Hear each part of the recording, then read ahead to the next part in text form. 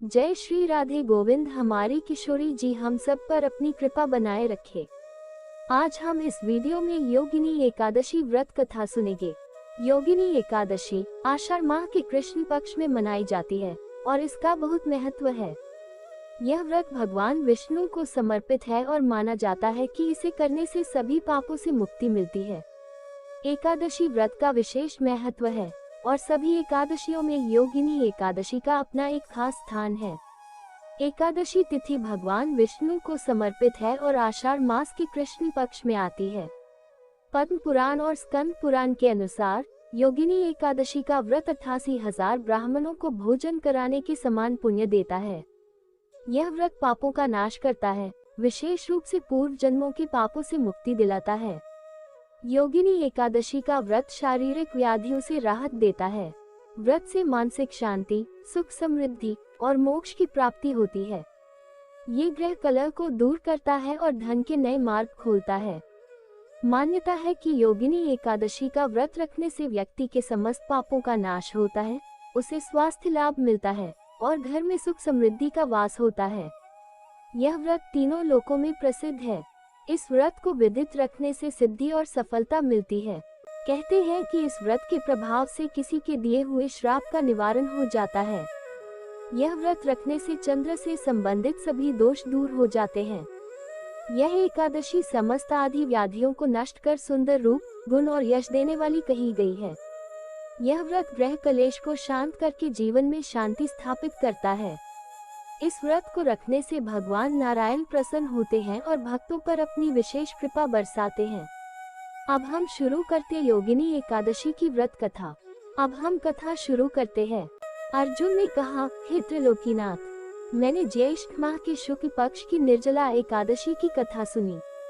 अब आप कृपा करके आषाढ़ माह के कृष्ण पक्ष की एकादशी की कथा सुनाइए।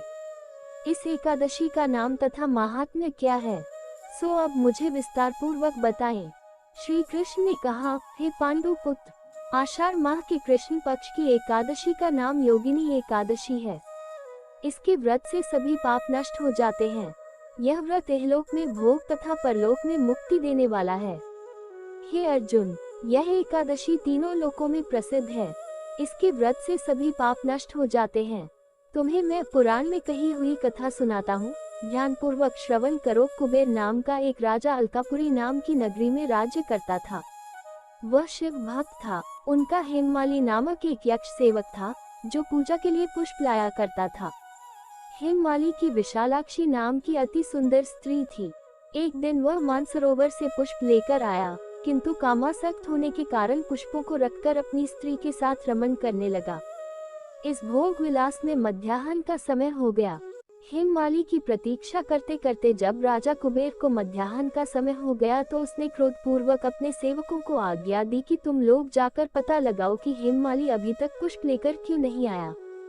जब सेवकों ने उसका पता लगा लिया तो राजा के पास जाकर बताया, हे राजन, वह हेममाली अपनी स्त्री के साथ रमन कर रहा है।